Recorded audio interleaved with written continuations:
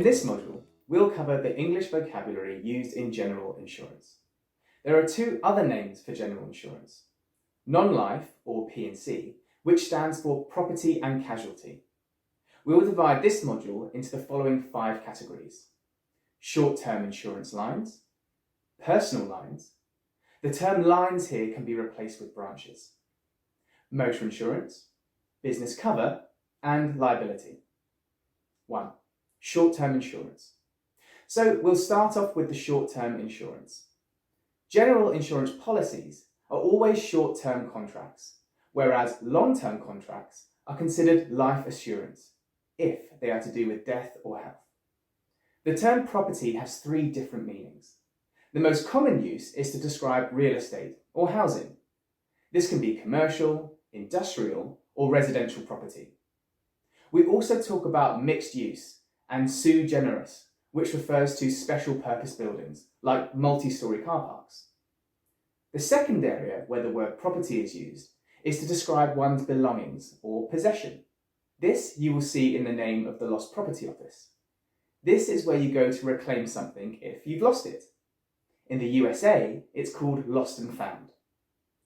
The third meaning is to describe the characteristics of something, for example, a computer file. If you right-click on a file in Windows, you will see the menu item Properties. Then click on Properties and you'll see all the information or features about that file.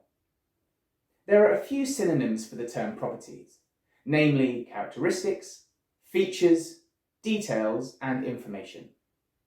Now, you'll often hear people talk about the properties of a material, for example, steel or another metal. Here, they are using the word properties in the same way to talk about the characteristics of the matter. The word casualty in property and casualty can be described as damage or loss of liability. Outside of the insurance sector, casualty has a different meaning. The A&E department in a hospital is sometimes called casualty. Now, A&E in the UK is an acronym for accident and emergency. In the USA, it is named ER, which stands for emergency room. 2. Personal lines. So, let's look at some of the personal lines of general insurance. When someone purchases or buys a new insurance policy, the most common way to say this is to use the verb to take out.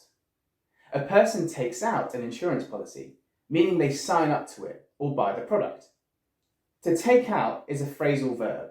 You can either say, I took out some motor insurance, or I took some motor insurance out.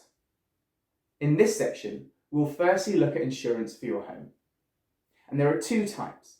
The first one is called contents insurance, and the other building insurance.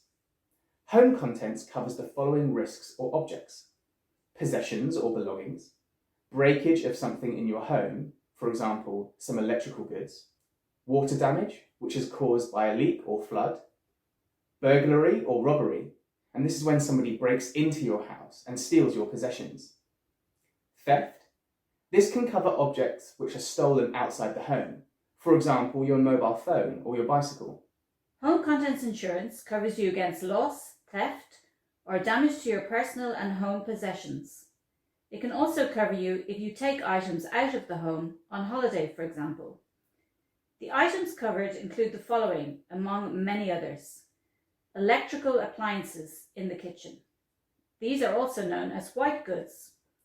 Some examples are the fridge, which keeps your food cool and fresh, the freezer, which stores frozen food, the dishwasher, which is used to clean your eating implements such as plates, knives and forks, the hob, which allows you to cook by frying or boiling, the oven, where cooked dishes are baked, the washing machine, which cleans your clothes. There are many more electrical devices and gadgets, including computers, televisions and lamps. Also included in household insurance is furniture. Common pieces of furniture include the sofa, where you sit to relax and read or watch television, the dining table where you eat your meals, dining chairs, which you sit on when eating, your desk where you work when at home, the bed where you sleep, the wardrobe where you hang your clothes, The chest of drawers where you put your folded items of clothing such as t-shirts and jumpers. The shelving units where you display your books and other personal items. Your household insurance policy should also cover the fittings in your home. These include fitted kitchen cupboards, bathroom fittings such as the shower and sink, curtain rails and lighting. Soft furnishings will also be covered, like your curtains which hang over your window, the wall-to-wall carpets and the rugs on your floor. You may have to pay extra to insure high-end items such as jewellery, hi-fi equipment, PCs, bicycles and fine art. Buildings cover pays out when there is damage to the structure of your house. Another term for building insurance is dwelling insurance. A dwelling is just a synonym for home. An example of structural damage is the roof tilings falling off during a storm, or structural damage to the building due to some natural catastrophe. It could be fire damage if your house goes on fire, or there is a fire nearby. For a rental property, the buildings and contents insurance may be taken out by a different person. Usually the landlord, who is the person who owns the house, will insure the building. The contents are owned by the tenant, who is renting the property. In this case, the tenant or renter is responsible for the contents insurance. In some countries, a tenant must prove they have contents cover when they sign the rental agreement. Another type of short-term policy is travel insurance. Within your travel insurance, you'll have the following types of cover. Trip protection. This protects you against the risk of a delay, interrupted or cancelled flight. You may be evacuated or repatriated to your own country instead of being treated in hospital. This can work out cheaper for the insurance company, as hospital stays can be prohibitively expensive in some areas. Loss or delay protection. This indemnity includes misplaced baggage, delayed luggage, and missed connections. Baggage and luggage are synonyms, but with one grammatical difference. You can have one or more baggages, but with luggage, this describes all of your bags. You cannot have one luggage. It is a collective noun. You can have one item of luggage. Life and body protection. The perils involved here are AD&D, death benefits and flight accidents. AD&D is the acronym for accidental death and dismemberment. Dismemberment is when a person loses a limb, which is an arm or a leg. Other benefits is an umbrella for all other risks, like sports equipment or adventure activities. These are normally special options which you take out with your travel insurance. Assistance is an additional subtype of travel insurance. This includes a helpline, normally 24/7, and is used for loss of passport or visa and identity theft. You may also need to contact the embassy or consulate for your country to help with obtaining a temporary passport. 3. Motor insurance. There are 3 synonyms or other terms to identify motor insurance. It's car insurance, vehicle insurance, and auto insurance. Auto insurance is mainly used in the USA. Within motor insurance, you have 3 categories. Third-party insurance, which covers people involved in an accident who are not on the company's policy. This is the minimum cover. It is considered compulsory if you have a car. The second type is TPF&T. This stands for third-party fire and theft. It includes third-party insurance described above. Additionally, it will pay the policyholder if his or her car is stolen or goes on fire. The third type is comprehensive, also known as full cover or fully comp. This is a further addition to third-party fire and theft, and it covers the car and personal injuries of the insured person. With fully comprehensive, there is often an amount the insured will have to pay themselves. The insurance company will not pay the initial amount. This is called the excess in British English. In American English, it is named the deductible. Fully comp means all the perils are covered. These are the important parts of a car, which may need to be replaced and thus present as risks for motor insurance. The front light on a car is called the headlight. There are 3 types of lights at the back. There are the rear lights, the reversing lights, and the brake lights. On the side of the car, there are 2 indicators. These are flashing lights to show when you're planning on turning the car left or right. The cover, which opens up to allow access to the engine, is called the bonnet. In American English, it's called the hood. The compartments at the back, which enables you to store items, is called the boot. And in American English, it's called the trunk. Cars with a boot are usually 2-door or 4-door. When there is no boot, it's called a 3-door or 5-door. The additional door is the hatchback, which opens the rear of the car. The mirror on the outside by each front door is called the wing mirror. The mirror inside the car is the rear view mirror. Inside the car, the panel, where all the controls are viewed, is called the dashboard. This is the original use of the word dashboard. It means an area displaying everything that is happening. You hear it often now on online platforms, such as training sites. The dashboard shows everything related to your profile and account. The car is opened by pulling on the handle of the door. The movement of the car is enabled by the 4 wheels. Within the wheels, you have the spokes, which radiate out from the centre. The rubber covering going around the wheels is called the tyre. Now, in British English, this is spelt T-Y-R-E, but in the US, they write T-I-R-E. The metal cover on the front of the wheel is called the hubcap.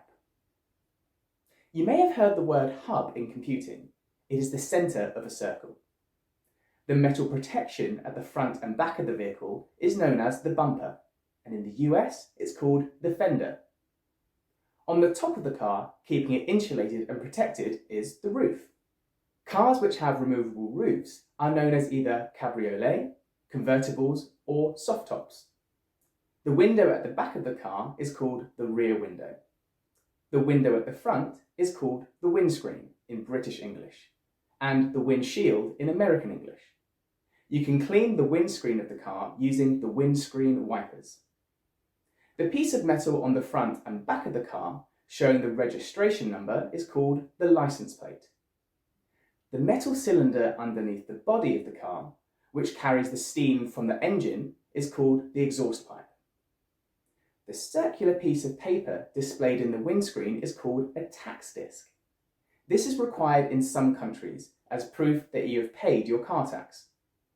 The entire outside of the car is called the body or coachwork. The internal metal structure of the car is called the chassis. Attached to the dashboard, the round device used to guide the car is called the steering wheel. Normally stored within the steering wheel is an airbag. This is a safety device which will activate if the car is in a collision or crash. The airbag inflates between the driver and the steering wheel, providing a cushion to protect the person from high impact. Cars also have an airbag on the passenger side of the vehicle. On the dashboard, you have the following controls. The speedometer, to indicate how many kilometres or miles per hour you are travelling. This tells you how fast you are going. The thermometer, showing the temperature of the engine. The rev counter tells you how many times the engine is turning. Rev in this case stands for revolutions. The fuel gauge displaying how much petrol is in the tank. Now in the US, they say gas instead of petrol. A computer screen where you can view the GPS, media like the radio, or devices connected by Bluetooth. GPS, which we also have on our smartphones, stands for Global Positioning System. Adjustable air vents to control the amount of airflow into the car from the air conditioning or heating. The triangle button with a red triangle symbol is to turn on the warning lights. Another word for warning lights, which can be used, is hazard lights. This is used to avert the cars around you that there is a problem. You can use the synonym fascia also to talk about the dashboard. The controls on the dashboard are also known as the instruments. On top of the front seats, there is also a headrest. This can be moved up and down for comfort. Cars can either be manual transmission or automatic. If the car is manual, between the passenger and the driver's seat, you'll normally find the gear stick. This allows you to switch between first and fifth gear to go forwards. To go backwards in a car, you use the reverse gear, or you drive in reverse. For very fast cars, there may be a sixth gear. The term used to describe the sixth gear is overdrive.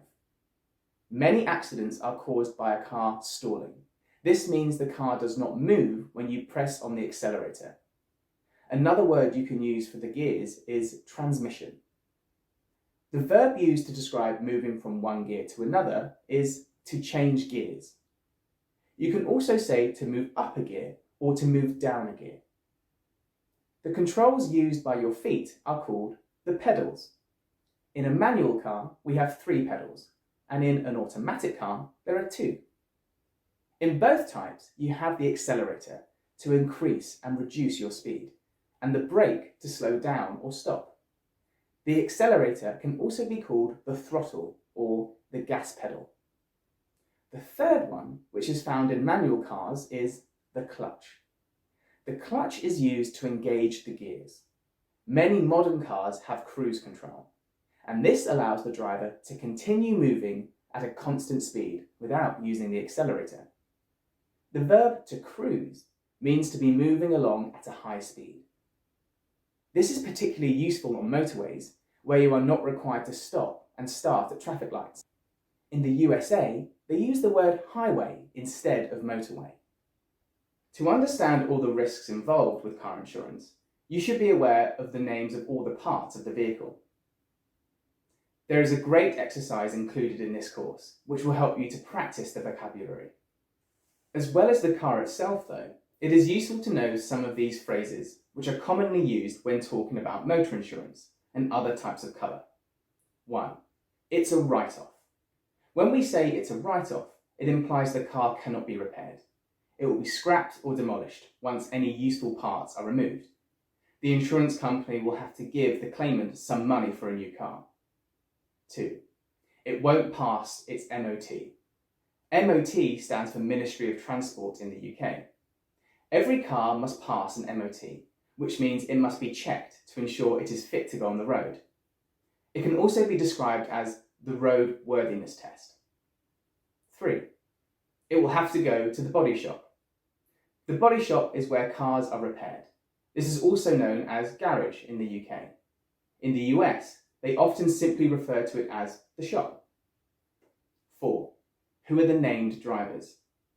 Named drivers are the people listed on the motor insurance policy who are covered to drive this car. 5. We can arrange a courtesy car for you. A courtesy car is a free car given to the vehicle owner to use while their car is being repaired. It can also be called a replacement car. This may be courtesy of the garage or paid for by the insurance company.